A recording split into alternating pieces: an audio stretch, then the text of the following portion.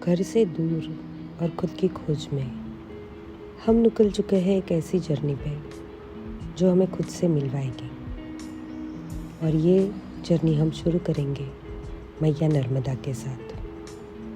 तो नर्मदा परिक्रमा हम ले रहे हैं क्योंकि हम खुद को ढूंढना चाहते हैं।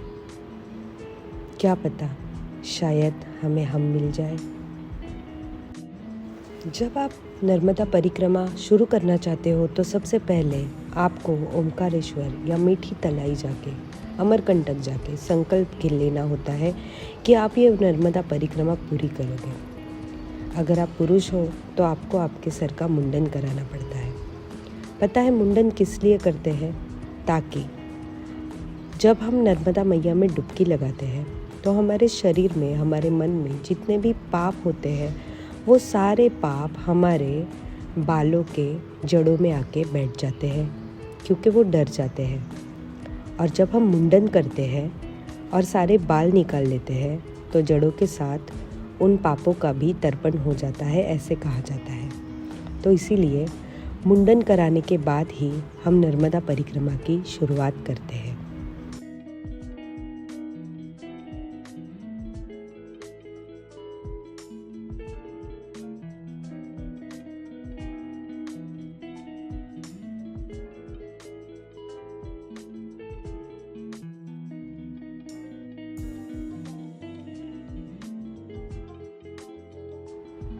तो यहाँ जैसे ही नीनद का मुंडन हो गया, हमने भैया के साथ एक फ़ोटो ली और चले गए सीधे संकल्प पूजा कराने के लिए। तो संकल्प पूजा का ऐसे होता है कि आप यथाशक्ति ये जो परिक्रमा है ये पूरी करोगे, ऐसा संकल्प आपसे छुड़वा लेते हैं।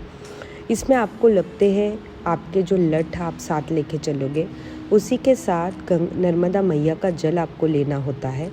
और संकल्प पूजा संपन्न करके हम निकल चुके थे नर्मदा मैया को अलविदा करके हमारे लक्ष्य की ओर। ओमकारेश्वर से जाते वक्त दुख तो हो ही रहा था, पर साथ में एक एक्साइटमेंट थी कि अब हम नई ज़िंदगी की ओर जा रहे हैं।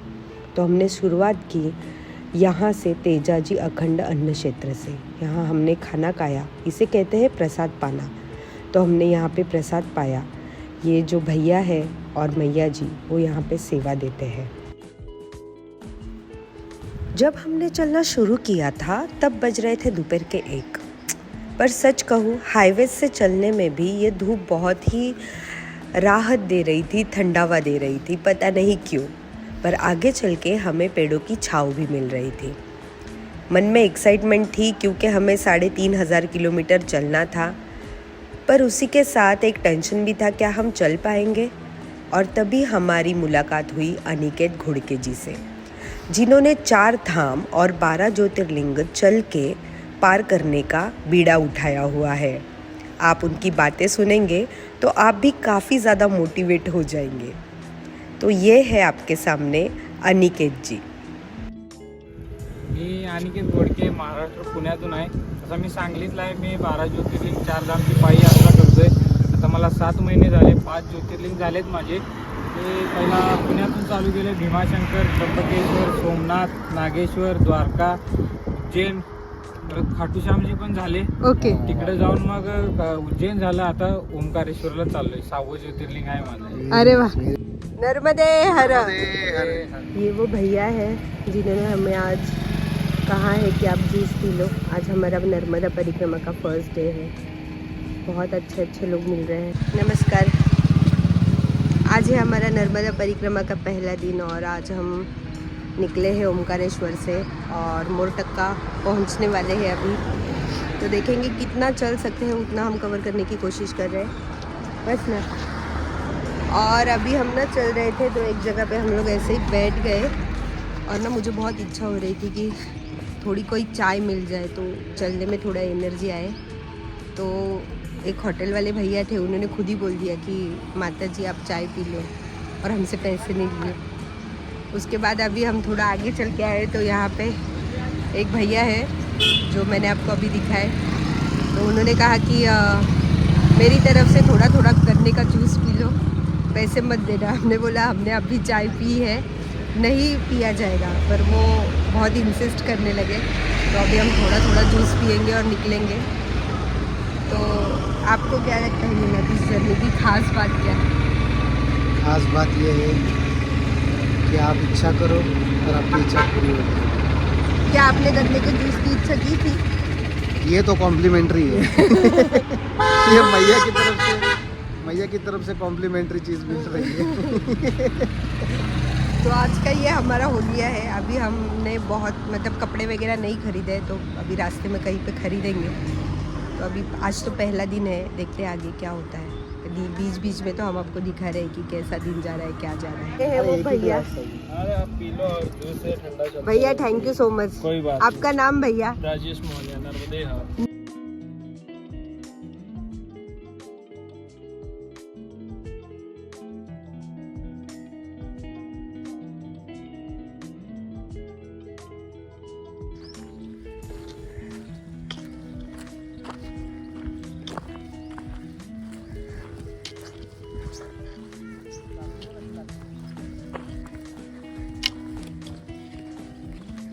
घोसाळीच वाटतात तुम्हाला?